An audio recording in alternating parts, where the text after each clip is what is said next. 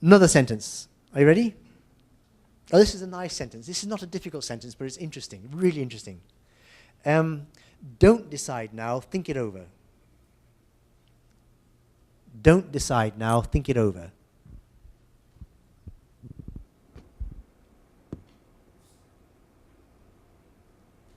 Right. That was easy. But let's look at the problem here. Oh, there's a, could you read it over for me? Read it over for me. Now, here's a sentence. Don't decide now, think it over. Now, what's the problem with the sentence is that there's too many consonants. Don't decide now, think it over. If you try and pronounce it like that, you start sounding like Tony Blair. Tony Blair used to get all his consonants in and make work very hard. But we don't speak like that. There's too many consonants. Now, what's very interesting is when I'm working with students from all over the world, they all have the same problem because there's too many consonants, and they all have a different solution. So my Chinese people are very pragmatic, and they're very unsentimental. So they just get rid of all the consonants. Just get rid of them. Don't let anything over. There you go. Excuse me? Don't let that. Oh. The Italians have got another solution. They put a vowel in between each of these consonants here. So they say, don't decide now. Don't decide now, think it over, huh? So let's say it together. Don't decide now. Together? Don't decide now. Yeah, so that's typical Italian. Strangely, the Japanese from the other side of the world have the same solution, but they put a different vowel sound. Not don'ta, but they put an O. Don't decide. And it's typical Japanese. So it's a different solution, but the same problem. It's the same sort of thing. And the Brazilians, of course, have a similar solution, but they put an E. Don't you decide. So, yeah. So what's interesting here is that the don't decide now and the don't decide and the don't you decide is all the same attempt to deal with the same problem. The Spanish, you think the Spanish would be the same as you. Italians and French would have you think the Spanish would have the same solution as the Brazilians and Italians, but no, they have another one. The Spanish are different. They say, and it's a bit like the Japanese, like the Chinese, they drop the syllable. They say the consonant. They say, don't decide now. Don't, they just leave it out. Don't decide now. Together? Don't decide now, yeah. So what's our solution? Our solution is we glottalize it. And if you are teachers, you can do this to your students. We don't say, don't decide now. We say, don't decide now. We cut it. Don't decide now. Together? Don't decide now. So it's not don't, and it's not don't, it's don't decide now. Yeah, so we form the letter.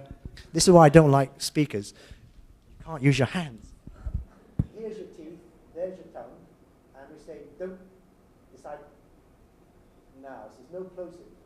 And the Spanish say don't decide now. We're saying don't decide now. Spanish, don't decide now. English, don't decide now. And Americans are just the same. Brazilian, don't you decide now. English, don't decide now. Now, that's what happens there. And what happens here? Think it over. Yeah, think it over. So don't decide now, think it over. Together? Don't decide now, think it over. Excellent, excellent. So it comes out like, don't decide now, think it over. Don't decide now, think it over. One more time. Don't decide now, think it over. Okay, that's interesting. So this is the next rule, that if you've got a consonant at the end of a word and a consonant at the beginning of the next word, this one here is almost always glottalized. Don't decide now. So that's interesting. So if you look at this sentence, I can't make it on Saturday. I can't make it on Saturday. We've got two consonants here, so what do we do here? I can't make it. That's an English accent. American is I can't make it. So the T disappears, yeah? I can't make it, I can't make it. Together? I can't make it, I can't make it. Okay, so if that T disappears, this raises the question, what's the difference between this one and this one in terms of audio, not in terms of written? What's the difference? The first one is let's do English. I can't make it on Saturday. The next one is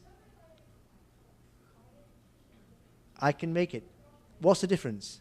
I can't make it, I can make it. What's the difference? Yeah, it's a vowel sound and it's a stress. It's not the T. So the T is what people listen out for to distinguish negative and positive. But in spoken English, it's not the T, it's the vowel sound. And it's actually the stress patterns. I can't make it on Saturday. We stress the can't, sorry. I can't make it on Saturday. I can make it on Saturday. Now, because that can is not stressed, we don't say I can, well, you could say I can make it, but I can make it. If you don't stress it, the can becomes kun. You know the song, you can get it if you really want. Yeah, together? You can get it if you really want. You wouldn't say you can get it. No, you can get it. You can get it. You can get it. Okay, I can make it on Saturday. I can't make it on Saturday. And here's the different pronunciations. There's the English. I can't make it. The American, I can't make it. And the English and American is exactly the same. I can make it. So there's a difference between this sentence in English and American, but this one is exactly the same. I can make it on Saturday. Let's do the English two sentences together. I can't make it on Saturday.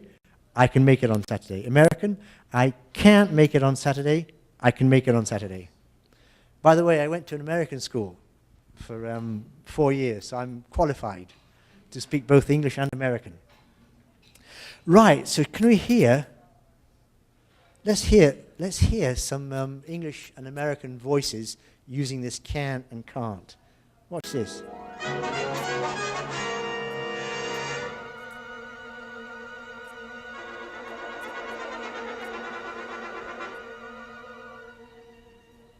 Now, ta, te, ti, to, tu. Ta, te, ti, to, tu. No, Miss Lamont, round tones, round tones. Now let me hear you read your line. And I can't stand him. And I can't stand him. And I can't stand him. Can't. Can't. Can't. Can't. Yeah. Yes. Do you know the film? Yeah, singing. They don't make films like that anymore, do they? It's Singing in the Rain. Look at the decor. Look at the the design, and it's just fantastic. Yeah, Miss Lamont on the right. She's a star from the silent cinema, and she looks like $1 million. And they invent the audio cinema, so they try and transfer her from the silent cinema to the audio, and they discover she's got this horrible, horrible American accent.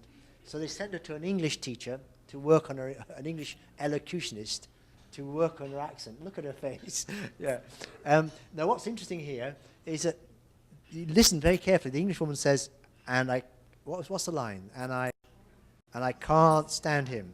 And I can't stand him." But you hear the different vowel sounds, but they both glottalize the T, and it's only when the teacher says "can't" by itself that she pronounces the T, and even then, Miss Lamont says "can't," and glottalizes it even when it's on itself.